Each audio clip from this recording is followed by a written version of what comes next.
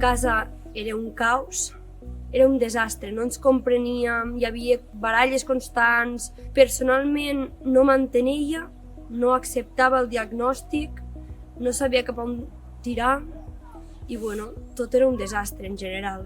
Yo tuve una situación muy mala, salí de mi casa después de 14 años de maltrato. La meva rutina era treballar, anar a l'hort, podar, tindre gossets, tindre animals.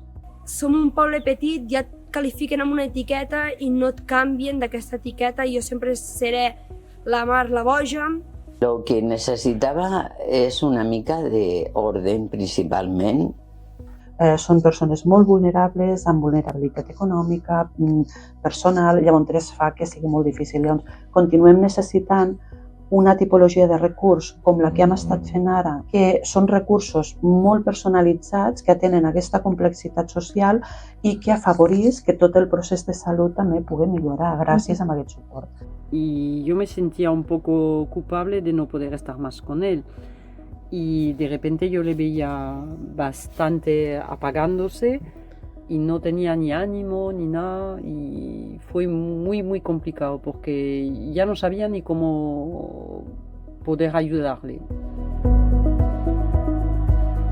Pues m'ha ajudat moltíssim, perquè abans era una persona molt tossuda i molt tancada, però al final he pogut confiar en una persona que m'ha pogut entendre les meves situacions i les meves necessitats i he pogut tirar endavant i confiar en la persona i amb el suport que em donava.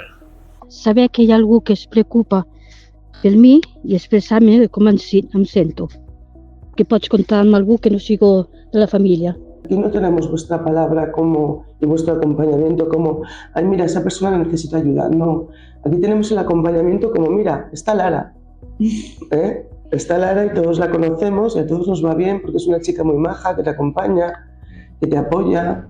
Tens una persona realment que no és dintre casa, està fora, llavors pot externalitzar els problemes molt millor. M'ajuda a ser yo mateixa, a no tindre por d'expressar-me tal y como soy. Claudia ha venido con otro ánimo, con otra manera de trabajar y ha sido un salvavidas, no sé si es la palabra, pero ha sido como si ya no había la enfermedad. Ha hecho un trabajo enorme con Juan porque le ha dado ganas de salir a la calle, le ha dado ganas de poder estar un poco más independiente, le ha ayudado en muchas cosas. Estic més tranquil, acompanyant amb vosaltres, estic bé.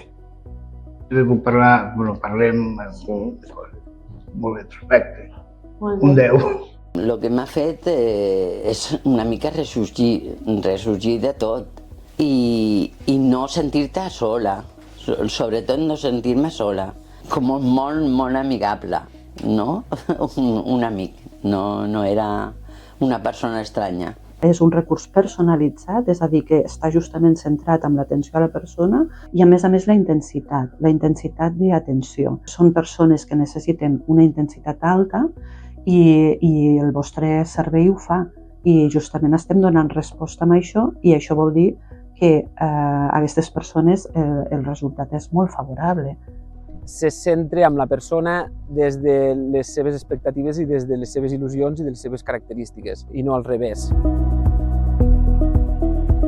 Puc sortir, puc parlar amb la gent, puc relacionar-me i no em dóna aquell temor, aquella fòbia.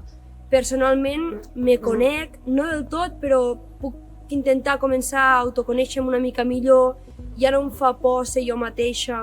De una persona muy triste, muy desanimada, a ser una persona muy alegre. M'han oferit de tindre una oportunitat amb un pis d'autonomia i he acceptat i ara tinc més llibertat.